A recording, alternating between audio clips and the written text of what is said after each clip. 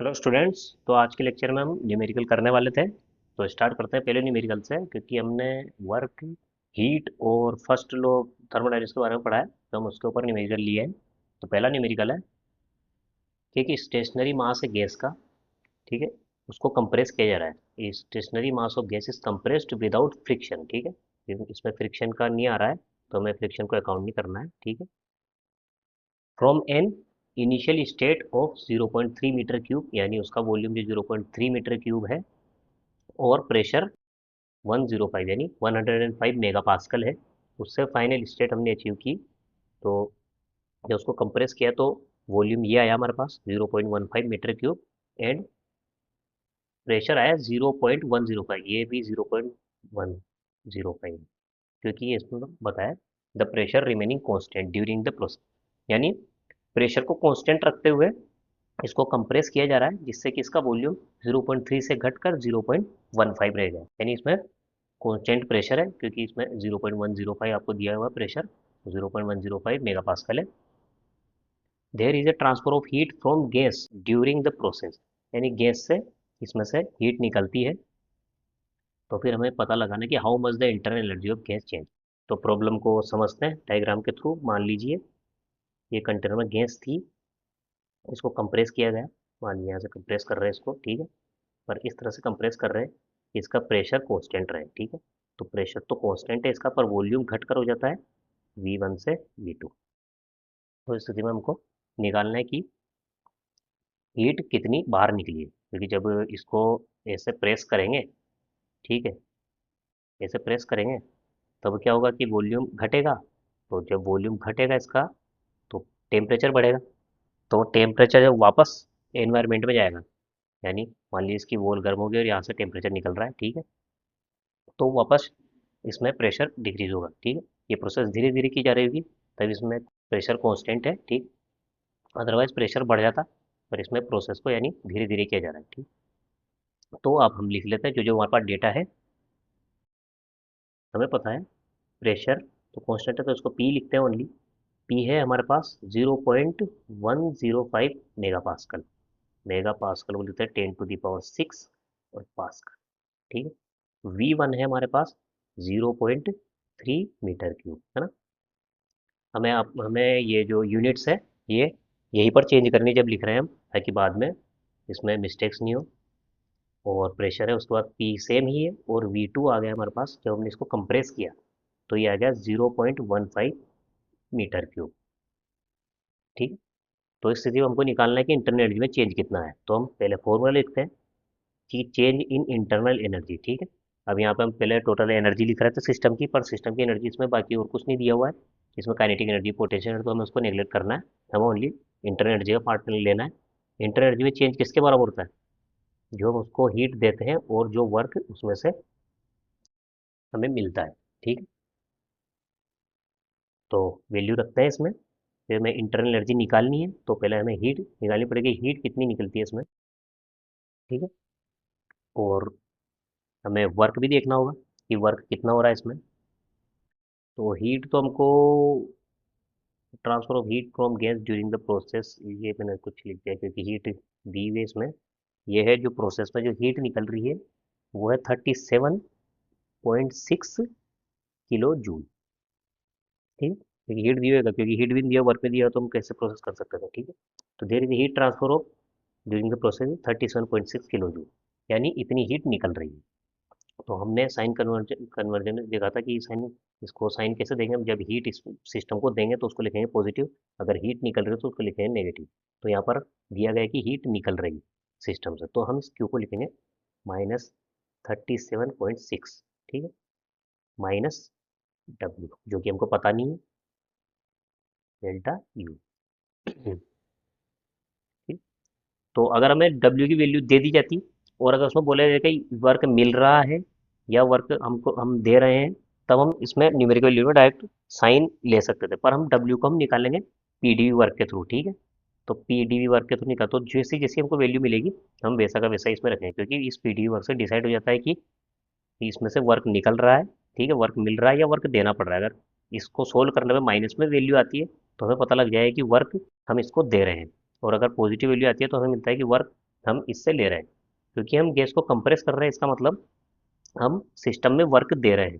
तो हमें पता है कि पीडीवी की वैल्यू नेगेटिव आनी चाहिए, ठीक है। तो हमने इसी के हिसाब से हमने साइन लिए थे। तो अगर नेगेटिव वैल्यू आएगी तो उसको डायरेक्ट एज इट इज़ रखेंगे। लेकिन अगर हमें पॉजिटिव वैल्यू दी जाती है यहाँ पर, हम मान लीजिए इसमें 20 किलो जूल हम वर्क कर रहे हैं, ठीक है। तो हम यहाँ पर -20 किलो जूल करके लिखते हैं, क्योंकि हमें न्यूमेरिकल वैल्यू पॉजिटिव है, पर हमें बताया भी जाता है इसमें कि हम सिस्टम पर वर्क कर रहे हैं, तब हम इसको नेगेटिव लिखते हैं। पर हमें जो पीडीवी वर्क करके जो वैल्यू मिलेगी हम उसको एज इट इज रखेंगे, ठीक है। हम उसमें साइन चेंज नहीं करेंगे तब, ठीक है। तो हम डब्ल्यू निकालते हैं ताकि डेल्टा यू कैलकुलेट कर सकें।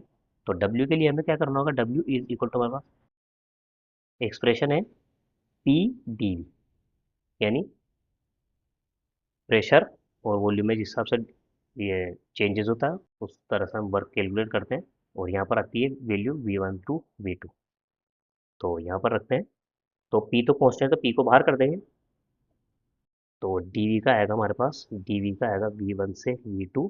तो dV को अगर करेंगे सोल्व तो आएगा, dV का बनेगा V, और फिर वैल्यू रखेंगे इसमें, तो P तो बाहर, और ये बनेगा V, और फिर इसमें रखेंगे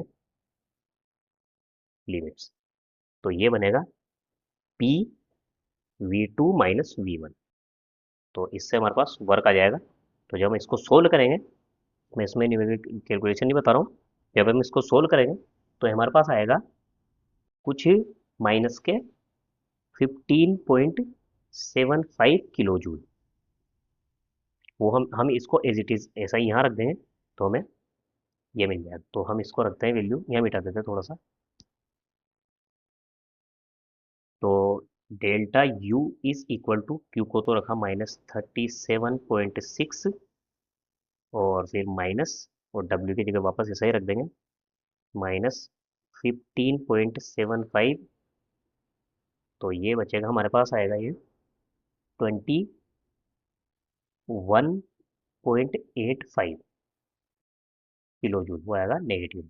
ये तो पॉजिटिव हो गया, और ये बड़ी क्वांटिटी नेगेटिव है, तो हमारे पास आएगा ये नेगेटिव में आंसर। यानी अगर हम इसको U2 माइनस U1 लिखें, ठीक है, तो यानी इनिशियल जो इसकी इंटरनल एनर्जी थी वो ज़्यादा रहेगी, क्योंकि फाइनल माइनस इनिशियल करते हैं तो पॉजिटिव वैल्यू आती है, तो हम कहते हैं कि इसकी इंटरनल एनर्जी बढ़ गई है। लेकिन इसमें ये नेगेटिव आ रही है, इंटरनल एनर्जी में कमी हो जाएगी, ठीक है। तो डेल्टा यू हमें मिलेगा नेगेटिव -21.85 किलो जूल, ठीक है स्टूडेंट। तो एक सिंपल सा क्वेश्चन है, ताकि हम इसको वर्क कैलकुलेट कर सकें, ठीक है। अगर वर्क हम पीडीवी से डायरेक्ट कैलकुलेट नहीं कर सके तो मैं उसका एक और एग्जांपल बता दूँ, पहले इसको मिटाते हैं। तो स्टूडेंट बहुत सी बार हमें क्या, एक न्यूमेरिकल में आगे लेंगे उसमें आएगा ये, हम इसका यूज़ करेंगे। बहुत सी बार हमें क्या, जो प्रेशर और वॉल्यूम है उनके बीच में रिलेशन इस तरह से दिखाते हैं कि P V to the power कुछ एन, ठीक है, ये इज इक्वल टू कॉन्स्टेंट है। हमें दे दिया जाता है कि ये प्रेशर P1 है स्टार्टिंग स्टेट में, फाइनल में V2 है, प्रेशर P1 और वॉल्यूम V1 है, और बाद में कुछ वॉल्यूम V2 तक हम इसको कंप्रेस कर रहे हैं, वहाँ पर प्रेशर नहीं बताया जाता, ठीक है। तो हमें प्रेशर भी निकालना होता है, वर्क भी निकालना होता है। तो वो कैसे करते हैं कि मान लीजिए कि इनिशियल स्टेट में इनिशियल स्टेट में हमें दे दिया जाता है P1 और V1, P1 एंड V1, और फाइनल दे दी जाती है, फाइनल में दे दिया जाता है ओनली V2। मान लीजिए P नहीं दिया है, ये P2 नहीं दिया है, मान ओनली दे दिया जाता है V2। यानी किसी गैस को कंप्रेस करेंगे या फिर एक्सपेंड करेंगे तो हमें वॉल्यूम तो दिया जाएगा, पर प्रेशर नहीं बताया जाएगा कि अब फाइनल प्रेशर कितना बचा, ठीक है। तब हम कैसे कैलकुलेट करेंगे, वर्क भी कैलकुलेट करना है और हमें ये वो प्रेशर भी निकालना है। तो हम कैसे निकालेंगे, हमें कुछ नहीं करना है, एक्सप्रेशन दिया हुआ है कि पी वी की power N is equal to constant, इस प्रोसेस के थ्रू किया जा रहा है। तो जब हम इसको P1 और V1 यहाँ रखेंगे, ठीक है, तो P1 V1 तो गिवन है हमको, तो P1 और V1, और पावर एन एन भी दी होगी, या तो 1.5, एक हम एग्जांपल लेंगे उसको 1.5 आएगी है, ठीक है। अभी हम इसको एन लेके बता रहे हैं, P V to the power N is equal to constant आएगा, ठीक है। तो जब हम इसमें P1 और V1 और एन की वैल्यू तो उसमें दी होगी, ये सब तीनों को कैलकुलेट करेंगे तो हमें एक न्यूमेरिकल वैल्यू मिल जाएगी, ठीक है। मान लीजिए कुछ सी मिल गई है, ठीक। अब हम क्या करते हैं, इसका यूज़ करके हम P2 निकाल सकते हैं। कैसे, हम यहाँ रखेंगे P2 और V2 की power n is equal to C, जो हमें पता हो गया, हमने इससे लगा लिया, तो उसको सी के बराबर रखेंगे। हमें निकालना है P2 यहाँ से, तो हम P2 को कर देंगे C upon V2 the power n। ठीक है, इसको जब सोल्व करेंगे तो प्रेशर मिल जाएगा। ठीक है, तो हमें प्रेशर इसमें मिल जाएगा। अब हम वर्क की कैलकुलेशन कैसे करेंगे? वर्क को कैलकुलेशन करने के लिए हम वापस वही फॉर्मूला लगाएंगे, W is equal to P D V, और वॉल्यूम की लिमिट लगाएं V1 से V2। V1 और V2 दिया हुआ है, हमें यहाँ P1 नहीं दिया तो हमने P कैलकुलेट कर लिया, अगर V नहीं दिया तो V कैलकुलेट कर लेते हैं। इसी तरह चाहे दोनों में से अगर एक क्वांटिटी भी दे दे, कोई सी भी दे दे, हम इस तरह से हम सोल्व करके हम निकाल सकते हैं। तो अगर मान लीजिए V2 हमें दिया नहीं होता तो हम वापस इसी प्रोसेस को इसी तरह करके हम यहाँ पे P2 आ जाता। ठीक है, और इस तरह से सोल्व करके निकाल लेते हैं। तो हमें V2 तो वैसे दिया हुआ है, तो हम यहाँ पे ओनली डायरेक्ट लिमिट रख लेंगे, पर हमें पी डी वी की फॉर्म में दिया हुआ है। पर हमें रिलेशन, हम जो इंटीग्रेशन है हमें वॉल्यूम के रिस्पेक्ट में करना है। तो यहाँ से हमें प्रेशर को हटाना होगा, तो प्रेशर की जगह हम क्या रख सकते हैं, P इज इक्वल टू, यहाँ से अगर करें तो कांस्टेंट अपॉन सी की पावर n। तो कांस्टेंट यानी सी, जो हम P1 V1 या फिर P2 V2, जो अगर मैं दोनों पता लग गया तो किसी को भी कैलकुलेशन करके निकाल सकते हैं, दोनों सेम ही आएगा। P1 V1 की पावर n करके सोल्व करें तो भी आ जाएगा, और P2 V2 की पावर n करके सोल्व करेंगे तो भी कांस्टेंट की वैल्यू आ जाएगी। ठीक है, तो constant upon V2 the power n, ये हमारे पास रिलेशन बनेगा। ठीक है, इसको हमें यूज़ करना है यहाँ। तो हम लिखेंगे W is equal to constant upon V2 the power n dV, और वॉल्यूम लिमिट लगाएं V1 से V2। अगर इसको सोल्व करेंगे तो ये, अगर इसको ऊपर ले जाएं, कांस्टेंट तो बाहर आ जाएगा, कांस्टेंट तो ठीक है बाहर है, अगर ऊपर ले जाएंगे तो ये बनेगा V2 the power minus n। ठीक है, इसका dV, इसका हो रहा है इंटीग्रेशन। ठीक है, इसको सोल्व करेंगे, तो इसको सोल्व कैसे करते हैं, अगर x to the power minus n हो तो उसका इंटीग्रेशन तो x to the power minus n plus one upon minus n plus one. तो वहाँ पे यही करना है, V to the power minus n plus one upon minus n plus one, और लिमिट रख देंगे V1 से V2। बाहर C चल रहा है, C हम कैलकुलेट कर चुके हैं, हमें एक बार V2 रखना है, एक बार V1 रखना है। तो इसको रीअरेंज भी कर सकते हैं, वन माइनस एन लिख सकते हैं इसको, वन माइनस एन। तो जब इसको सोल्व करेंगे तो आपको वर्क मिल जाएगा। हम इसको, जो मैंने प्रोसेस बताई है, ये सेम प्रोसेस हम जो सेकंड क्वेश्चन लेंगे इसमें यूज़ करेंगे। अभी मैं एक क्वेश्चन लेने वाला हूँ, तो उसमें हमें ये प्रोसेस यूज़ करनी है। तो प्रोसेस तो आपने देख लिए, इसकी कैलकुलेशन भी देख लिए, तो हम जब भी वहाँ पर वर्क आएगा तो आपको ये वाली कैलकुलेशन करके वर्क निकालना है। मैं जब यूज़ करूँगा उसमें तो ये वर्क को डायरेक्ट लिख दूंगा। ठीक है, तो हम जब न्यूमेरिकल लेंगे तो आपको वर्क को डायरेक्ट यूज़ करना है, क्योंकि अगर हम इसको पूरे को सोल्व करेंगे तो वैसे ही वो वाला क्वेश्चन बहुत लेंदी है, तो ये बहुत ज़्यादा बड़ा हो जाएगा। तो हम इसको यूज़ करेंगे। ठीक है, हमने प्रोसेस यहाँ कर लिए, वहाँ नहीं करेंगे, हम डायरेक्ट वर्क लिखेंगे। ठीक है स्टूडेंट, तो हम न्यूमेरिकल लेते हैं। ठीक है, इसको मिटा दें।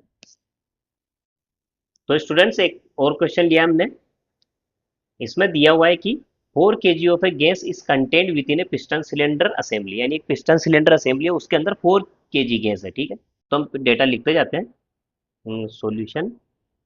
ठीक है, यानी हमें दिया हुआ है m is equal to 4 kg इस सिलेंडर असेंबली में। ठीक है, the gas undergoes a process, यानी गैस एक प्रोसेस से गुजर रही है, for which the pressure volume relationship is E है, यानी ऐसी प्रोसेस है जिसमें प्रेशर और वॉल्यूम का रिलेशन हम इस तरह से दे सकते हैं। ठीक है, तो इस रिलेशन से हम इसमें प्रोसेस कर रहे हैं, उस प्रोसेस में क्या हो रहा है कि इनिशियल प्रेशर इज 3 बार, यानी जो इनिशियल प्रेशर है वो है 3 बार। ठीक है, इसको न्यूटन पर मीटर स्क्वायर यानी पास्कल में चेंज कर लेंगे, है ना, 10 10 टू द पावर 5 से मल्टीप्लाई करके। ठीक है, द इनिशियल वॉल्यूम इज 0.1, यानी इसको P1 लिख लेते हैं, और इनिशियल वॉल्यूम है हमारे पास 0.1 metre cube, and the final volume is 0.2 metre square, यानी P2 तो दिया हुआ नहीं है, तो P2 इज इक्वल टू, ये क्वेश्चन मार्क डाल लेते हैं, और V2 हमें पता है 0.2 मीटर क्यूब। तो जब हम इस तरह से डेटा लिखते हैं तो आप देखते भी जाइए कि यहाँ वॉल्यूम 0.1 है और ये 0.2 है, यानी प्रोसेस ऐसी चल रही है जिसमें वॉल्यूम बढ़ रहा है।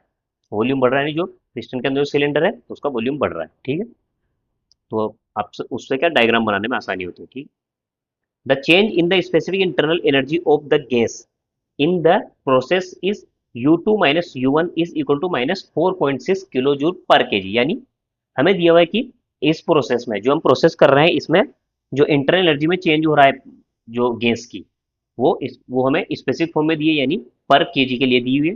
U2 - U1 is equal to -4.6, यानी स्मॉल u लिखेंगे इसको, ठीक है, डेल्टा लिख देता हूँ मैं इसको, ठीक है, delta small u is equal to, यानी U2 - U1 को जो मैं डेल्टा u लिख रहा हूँ, इसको लिख देते हैं -4.6 किलो जूल पर केजी। तो हमें पता करना है कि हीट का ट्रांसफर कितना हुआ है। ना तो इसमें बताया है कि हीट इसमें, जो ये पिस्टन सिलेंडर असेंबली बना लेता हूँ, कि इसमें कुछ प्रोसेस हो रही है, ठीक है। तो ऐसी स्थिति में जो इसका P1 V1 है, ठीक है, और प्रोसेस होने के बाद इसका प्रेशर P2 V2 हो गया। तो ऐसी स्थिति में या तो इसमें से हीट बाहर निकली होगी या इसमें हीट अंदर गई होगी, ठीक है, दोनों से, दोनों संभावनाएं भी है हमारे पास। पर हमें पता है कि इसमें एक्सपेंशन हो रहा है, ठीक है, तो इसमें वर्क हो रहा होगा। तो हम इसके लिए सबसे पहले एनर्जी का बैलेंस लिख लेते हैं, यानी फर्स्ट लॉ ऑफ थर्मोडायनेमिक्स लिख लेते हैं, ताकि हमें हीट का ट्रांसफर निकालने में आसानी हो, ठीक है। तो इसको मिटा देता हूँ मैं। लिखते हैं यहाँ पर कि अगर हमें सिस्टम की टोटल एनर्जी में कितना चेंज होता है सिस्टम के अंदर, ठीक है, ये इंटरनल है, सिस्टम की टोटल एनर्जी में कितना चेंज होता है जितनी हम उसको हीट देते हैं माइनस जितना वो वर्क करता है। इसको ऐसे भी देख सकते हैं, अगर हम इसको उधर ले जाएं तो हम फर्स्ट लॉ को इस तरह भी लिख सकते हैं कि Q is equal to delta E plus W, यानी जितनी हीट हम सिस्टम को देते हैं वो हीट क्या क्या काम में आ जाती है, एक तो उसकी इंटरनल एनर्जी में चेंज करने में, या उसकी इंटरनल एनर्जी को चेंज करने में काम आ जाती है। और ये इंटरनल एनर्जी किसी भी तरह की हो सकती है, पोटेंशियल एनर्जी, और इसकी इंटरनल एनर्जी बोल सकते हैं हम, और इस काइनेटिक एनर्जी, और सब, यानी इसमें सब तरह की जो भी सिस्टम के अंदर अंदर जो एनर्जी है उसमें चेंज होने में, और जो सिस्टम वर्क करता है, यानी अगर सिस्टम को हम कुछ एनर्जी दें और उससे हमें कुछ वर्क मिले तो किसके बराबर होगा, और कुछ इसके अंदर चेंज हो जाए तो ये बराबर होगा इन दोनों के सम के, ठीक, क्योंकि जितना हम देते हैं तो थोड़ा पार्ट इसमें चल जाता है और थोड़ा हमें कुछ वर्क मिल जाता है। तो यही बैलेंस लिखा हमने। हमें निकालना है क्यू, नेट हीट ट्रांसफर कितना हो रहा है। तो हमें डेल्टा ई को तो सबसे पहले लिखते हैं, क्योंकि ओनली इंटरनल एनर्जी है, इसमें पोटेंशियल एनर्जी काइनेटिक एनर्जी ये जो है इसके बारे में दिया हुआ नहीं, तो हम इसको नेग्लेक्ट कर देंगे, ठीक है, ओनली इंटर एनर्जी में। पर यहाँ आएगा कैपिटल यू। ये कैपिटल यू क्यों लिख रहा हूँ मैं, क्योंकि ये सारी एनर्जी है, टोटल एनर्जी लिख रहे हैं हम यहाँ पर, और ये है स्पेसिफिक, यानी पर केजी के लिए। तो हम इसको चेंज कर लें किसमें, सबसे पहले टोटल इंटरनल एनर्जी। तो टोटल इंटरनल एनर्जी चेंज करने के लिए हमें क्या करना पड़ेगा, उसको मास से मल्टीप्लाई करना पड़ेगा, क्योंकि पर केजी के लिए इतनी है, और हमें पता है कि उस सिलेंडर के अंदर 4 kg है, तो उस पूरी 4 kg में कितनी एनर्जी हो जाएगी इंटरनल एनर्जी, तो उसको इसको मल्टीप्लाई कर लेंगे, तो एम डेल्टा यू कर लेंगे इसको, तो इससे आ जाएगा 4 × -4.6, है ना, किलो जूल पर केजी नहीं आएगा, इसके बाद आएगा ओनली किलो जूल। अगर इस तरह से करेंगे तो इसको सोल्व करके हम लिख लेंगे डायरेक्ट इधर ही। हमें ये पता है, और हम इसको कैलकुलेट करना इससे पहले हमने सीख लिया है कि मैंने उसमें बताया था कि पी वी की पावर एन में अगर कुछ आता है तो उसका हम करते हैं, अगर हमें डब्ल्यू निकालना है तो पी डी वी करते हैं, वॉल्यूम V1 से V2, ठीक है, हमें रिलेशन दिया हुआ है, तो वहां से मैंने निकालना भी बताया था कि हम इसको लिखेंगे कांस्टेंट अपॉन V2 की पावर 1.5, और इसका कर देंगे हम डिफरेंशिएशन, ये इंटीग्रेशन V1 से V2 लिमिट में, इस तरह से। तो हमने वहाँ पूरी प्रोसेस देखी है, मैं यहाँ ओनली इसके न्यूमेरिकल वैल्यू ले रहा हूँ, जो इसमें हम सब सारी रखेंगे। P1 V1 तो हमें दिया हुआ है, P2 निकालने के लिए हम इसी का यूज़ करेंगे, P1 V1 करके कांस्टेंट की वैल्यू निकालेंगे, फिर P2 V2 करेंगे, और उससे जो हमें P2 निकालना होगा तो इसको नीचे ले जाएंगे, कांस्टेंट की वैल्यू पता है और इसकी पता है, तो इससे निकल जाएगी, ठीक है। ये सब प्रोसेस करने के बाद हमें W जो मिलेगा यानी वर्क मिलेगा, उसकी वैल्यू में डायरेक्ट लिख रहा हूँ, W हमें मिलेगा प्लस, ठीक है, प्लस नहीं लिखना, उसको डायरेक्ट लिख देते हैं, 17.6 किलो जूल। और इंटरनल एनर्जी हमने यहाँ से किया है, इसको सोल्व भी कर लेते हैं। ये आएगा 6 × 24 के 4, 2 4 × 16 और 2 18, यानी 18.4 किलो जूल जो इंटरनल एनर्जी आएगी, उसको हम लिख देते हैं यहाँ। तो इंटरनल एनर्जी जो हमारे पास आई वो है माइनस के, ये माइनस में आएगी, माइनस के 18.4, क्योंकि मास से मल्टीप्लाई करेंगे, जो हमें जो इंटरनल एनर्जी दी हुई है ये पर केजी की, तो इसको मास से मल्टीप्लाई किया तो हमें मिला 4, जो 4 kg जगह से इससे मल्टीप्लाई करने में मिला माइनस के 18.4, और प्लस है हमारे पास 17.6। तो यहाँ से हमारे पास हीट आएगी, अगर इसको करें सोल्व, तो आएगी माइनस के 0.8 किलो जूल। ठीक है, यानी हम सिस्टम में जो एनर्जी देते हैं उसको पॉजिटिव क्यू लिखते हैं, और सिस्टम में से जब एनर्जी निकलती है तो उसको नेगेटिव क्यू लिखते हैं। ठीक है, तो यहाँ जब नेगेटिव साइन आ रहा है तो इसका मतलब है इस सिस्टम से एनर्जी रिलीज हो रही है, यानी हीट निकल रही है। तो इस लेक्चर में हमने कुछ न्यूमेरिकल देखे फर्स्ट लॉ के ऊपर। अब हम एक टॉपिक और लेते हैं, पहले इसको मिटाते हैं। तो इसके बाद हमारा टॉपिक आता है एनर्जी एनालिसिस ऑफ साइकिल।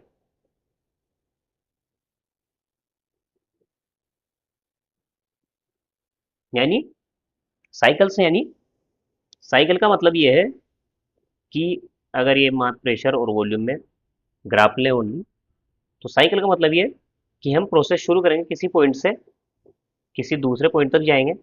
मान लीजिए ए से स्टार्ट की बी तक गए, और बी से वापस हम ए पर आ जाएंगे, यानी इस पाथ के थ्रू जाएंगे और इस पाथ से वापस आ जाएंगे। साइकिल कैसा भी हो सकता है, एक पॉइंट से दूसरे पॉइंट पर जाने में हम इस तरह से भी यूज़ कर सकते हैं, इस पाथ का भी यूज़ कर सकते हैं। यानी अगर ये पॉइंट ये है, वापस से बनाता हूँ कि अगर हम पॉइंट ए से बी तक गए और हम या तो इस पाथ से आ जाएंगे, या फिर हम आएंगे इस वाले पाथ से, या फिर हम मान लीजिए इस तरह से पाथ से। तो ऐसी पोजीशन में क्या होगा कि जिस पॉइंट से हमने स्टार्ट किया वहां पर जो उस टाइम पर जो प्रॉपर्टी थी, यानी अगर यहाँ पर P1 है, V1 है वॉल्यूम, और यहाँ पर P2 V2 है, ठीक है, P2 V2 है प्रेशर वॉल्यूम। तो साइक्लिक प्रोसेस में जब हम यहाँ से चले और वापस प्रोसेस ऐसी की हमने कि वापस हमें वही प्रॉपर्टी जो इसकी पहले थी वो हमें मिल गई, तो यहाँ से वापस आए, यहाँ पर से वापस आए। तो ऐसी प्रोसेस को बोलते हैं साइक्लिक प्रोसेस। ये होते हैं साइकिल। साइकिल यानी एक लूप में चल रहे हैं, जहाँ से स्टार्ट करते हैं वापस प्रॉपर्टी में वहीं पे आ जाते हैं। यानी प्रोसेस स्टार्ट करने से पहले जितनी भी प्रॉपर्टी थी वो वापस सेम हो जाती है, यानी प्रेशर, टेम्परेचर, वॉल्यूम और काइनेटिक एनर्जी, पोटेंशियल एनर्जी, ठीक है, आप एंथैल्पी भी मान सकते हैं। ठीक है, ये भी आपका आएगा, वो आगे हम पढ़ेंगे। तो ये जो जो प्रॉपर्टी है वापस वहीं पर आ जाते हैं, तो हम कह सकते हैं कि न तो delta P is equal to zero होगा, यानी प्रेशर में चेंज जीरो होगा, टेम्परेचर में चेंज जीरो होगा, वॉल्यूम में चेंज जीरो होगा। और यहाँ पर एक हम सबसे मेन टर्म जिसके लिए हम ये टॉपिक पढ़ रहे हैं कि इंटरनल एनर्जी में चेंज कितना आएगा। ठीक है, तो इंटरनल एनर्जी भी प्रॉपर्टी होती है, तो वो भी जीरो होगी। ठीक, तो हमें मेन इससे काम है भी, ये हम इसी के लिए पढ़ रहे हैं। वो क्यों पढ़ रहे हैं कि हमने फर्स्ट लॉ लिखा है कि change in internal energy is equal to given heat और माइनस वर्क। या फिर अगर दूसरे में बोलें तो जो हम हीट देते हैं वो इंटरनल एनर्जी में चेंज करने के, और जो वर्क मिलता है उन दोनों के टोटल सम के बराबर होती है। अगर हम साइक्लिक प्रोसेस कर रहे हैं तो हमें पता है कि जब हम एक प्रोसेस से, यानी एक पॉइंट से चलकर वापस उसी पॉइंट पर आएंगे तो प्रॉपर्टी हो जाएगी जीरो, यानी प्रॉपर्टी में चेंज, यानी हमें हर साइकिल में delta U is equal to मिलेगा जीरो। ये साइक्लिक प्रोसेस के लिए। तो अब हम लिख सकते हैं कि क्योंकि ये जीरो हो गए तो Q is equal to W, यानी Q net is equal to W net. यानी जितनी भी हम उसको हीट देंगे वो हीट बराबर होगी वर्क के। अभी नेट क्यों लिखा मैंने, मैं वो direct Q is equal to W भी लिख सकता था, पर ये हमने इसलिए नहीं लिखा। इसका एक कारण है स्टूडेंट्स बहुत बड़ा, वो मैं इसको मिटा देता हूँ फिर बताता हूँ। कि जब भी हम किसी सिस्टम में हीट देते हैं, ये ओनली इस वाली इसके लिए बता रहा हूँ मैं कि हीट देने की पोजीशन में जब हमें, यानी अगर हम हीट एनर्जी देंगे और उससे वर्क लेंगे तो ऐसा पॉसिबल ही नहीं है कि पूरी हीट पूरे वर्क में कन्वर्ट हो जाए। जब भी हम हीट देकर वर्क लेते हैं तो कुछ हीट एनवायरनमेंट में निकलती भी है। ये इसलिए मैंने यहाँ नेट लिखा, क्योंकि अगर किसी सिस्टम को वर्क दें तो वो तो पूरा चेंज हो जाता है हीट में, यानी जितना हम उसको वर्क दें, वो उससे हम जितना वर्क देंगे उतने वर्क के बराबर की हीट निकल जाए, ये तो पॉसिबल है। लेकिन हम किसी सिस्टम को हीट दें और उतना ही वर्क हो जाए, ये कभी पॉसिबल नहीं है। ये आपको पता लगेगा जब हम पढ़ेंगे इसके लिए सेकंड लॉ ऑफ थर्मोडायनेमिक्स, कि जब भी हीट हम देते हैं किसी सिस्टम को, तो वो पूरी हीट कभी भी वर्क पूरे वर्क में चेंज नहीं हो सकती। ठीक है स्टूडेंट, तो आपको यहाँ नेट लिखना है हमेशा। तो ये था साइक्लिक प्रोसेस में। ये हमने इसलिए लिया क्योंकि जितनी भी साइक्लिक प्रोसेस लेंगे हम उसमें इंटरनल एनर्जी में चेंज जीरो के बराबर होगा। तो वहाँ सिंपल सिंपल जो नेट हीट हम देंगे वो नेट वर्क के इक्वल हो जाएगी। ठीक है स्टूडेंट, तो यहाँ से हम लिख सकते हैं कि डब्ल्यू साइकिल में है, ठीक है, पूरे साइकिल में जितना वर्क मिलेगा वो किसके बराबर होगा, हीट इन के माइनस हीट आउट। ठीक है, क्योंकि नेट को हम ऐसे लिख सकते हैं, जितनी हीट हम उसको देंगे और या जितनी उसमें से निकलेगी वो पूरे साइकिल में कितना वर्क हुआ है उसके बराबर आएगी। अब साइकिल की हमें एफिशिएंसी निकालनी पड़ेगी, क्योंकि पूरी जितनी भी हीट है वो पूरे वर्क में चेंज नहीं हो रही है, तो यानी कुछ परसेंट ही होगी। तो हमेशा हमें एफिशिएंसी निकालनी पड़ेगी। एफिशिएंसी निकालने के लिए हमें फॉर्मूले का यूज़ करते हैं, उसमें मिलेगा हमें कि वर्क कितना मिल रहा है, डब्ल्यू साइकिल कितना वर्क मिल रहा है, और हमें हीट कितनी देनी पड़ रही है, क्यू इन कितनी है। क्योंकि जो आउट है ये तो काम नहीं आ रही, ये तो वेस्टेज है एक तरह से, क्योंकि ये एनवायरमेंट में चली जाती है, तो ये वाली हीट हमारे काम नहीं आती है। ठीक है, तो हमें देखना है कि हम कितना इनपुट दे रहे हैं और कितना आउटपुट मिल रहा है, यही होती है एफिशिएंसी। ठीक है, अगर हम इसको मल्टीप्लाई 100 से कर दो परसेंटेज में एफिशिएंसी बता सकते हैं। तो एफिशिएंसी को हम इस तरह से यूज लेंगे कि आउटपुट अपॉन इनपुट। तो इनपुट तो ओनली हीट जो इन हो रही है वही लिखेंगे, और आउटपुट में वर्क मिल रहा है। तो इस तरह से हम इसकी एफिशिएंसी दे सकते हैं। एक और एक्सप्रेशन लिख सकते हैं कि हमें पता है W is equal to Q in minus Q out है, तो W की जगह Q in minus Q out लिख लेते हैं एक बार और। तो Q in minus Q out upon Q in. तो अगर इसको सोल्व करें तो ये तो बनेगा Q in upon Q in, तो हो जाएगा 1 minus Q out upon Q in. ये अगर ओनली हीट के फॉर्म में अगर हमें एफिशिएंसी निकालनी हो, यानी कितनी उसमें से हीट निकल रही है और कितनी हम दे रहे हैं, अगर उसी से एफिशिएंसी निकालनी हो तो ये वाली फॉर्म यूज़ कर लेंगे, और अगर वर्क से निकालनी हो तब ये वाली यूज़ कर लेंगे। दोनों एक ही चीज़ है, इस तरह से निकाल सकते हैं। तो हम अब लिखते हैं एफिशिएंसी हर यानी जो जो भी हमारे पास साइकिल आएंगे उनके लिए, और अलग अलग ऑब्जेक्ट के लिए। ठीक है, तो पहले इसको मिटा देते हैं।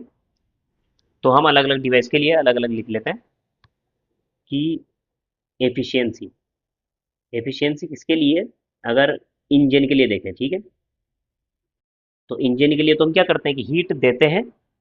ठीक है, जैसे हम इंजन में क्या करते हैं, सिलेंडर के अंदर हम फ्यूल जाता है और स्पार्क करते हैं, उससे क्या होता है कि हीट एनर्जी बनती है। तो हीट एनर्जी किस में काम आती है, मैकेनिकल एनर्जी में, यानी वर्क लेने में। तो उसके लिए तो सिंपल वो होगा आउटपुट अपॉन इनपुट। तो आउटपुट तो हमें वर्क के रूप में मिलता है, इनपुट किसके रूप में देते हैं हम, एनर्जी के रूप में। ठीक है, तो इसका तो हम ओनली इस तरह से लिख सकते हैं। अगर वही डिवाइस इसकी जगह हम अगर हम हीट पंप लें, हीट पंप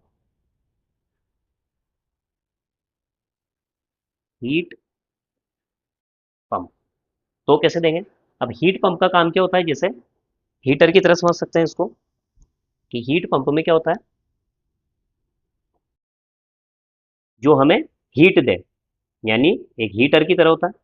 इसमें क्या करते हैं हम, इलेक्ट्रिक एनर्जी देते हैं। इलेक्ट्रिक एनर्जी एक तरह से वर्क है, वर्क देते हैं और उससे हीट निकलती है, क्योंकि हमारे काम की क्या है, जो इसमें से हीट निकलेगी। तो हम इसकी जगह पे लेंगे इनपुट में क्या दे रहे हैं हम, वर्क, और आउटपुट में क्या मिल रहा है, आउट, जो हीट आउट हो रही है। तो हीट पंप की एफिशिएंसी इस तरह से निकालते हैं। और अगर हम इसके लिए निकालें रेफ्रिजरेटर के लिए, रेफ्रिजरेटर, अब रेफ्रिजरेटर में क्या होता है कि रेफ्रिजरेटर का काम होता है कि अगर मान लीजिए मैंने रेफ्रिजरेटर इसमें वर्क दिया है, यानी अगर इसको हम इलेक्ट्रिकल एनर्जी दें, तो ये क्या करे, इसके खुद के अंदर क्या ले, एनर्जी को खींचे, यानी हीट को खींचे। हीट किसी, मान लीजिए इसको ठंडा करना है इस ऑब्जेक्ट को, तो इसको ऐसे बनाते हैं। मान लीजिए हमें इस ऑब्जेक्ट को ठंडा करना है, और मैं बनाता हूँ ये इसको, ये है हमारे पास रेफ्रिजरेटर।